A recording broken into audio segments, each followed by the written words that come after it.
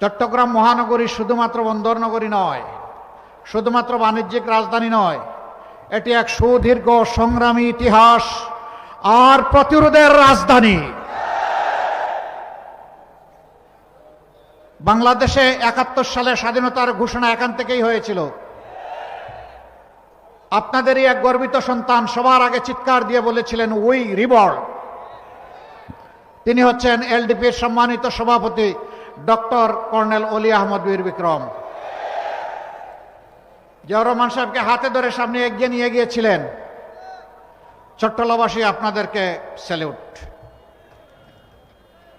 এই গর্বিত ইতিহাসের আপনারাই সূচনা করেছিলেন। কেন? তিনি আজকে আক্ষেপ করে বলেন, আমি লড়াই করেছি রণাঙ্গনে, আমি জাতীয়তাবাদী দল গঠনে আমি ছিলাম দ্বিতীয় ব্যক্তি জিয়াউর রহমান সাহেবের পরে। তিনি এখন বলেন, আমি এখন বিএনপিতে নাই, আমি থাকতে পারি না, কারণ এটি জিয়াউর রহমান সাহেবের বিএনপি নয়। তিনি বলেন এটি বেগম জিয়ারও বিএনপি নয়। তিনি আরেকটি কথা বলেন, সেটা আমি বলতে চাই না, তার মুখ থেকে আপনারা শুনে নেবেন।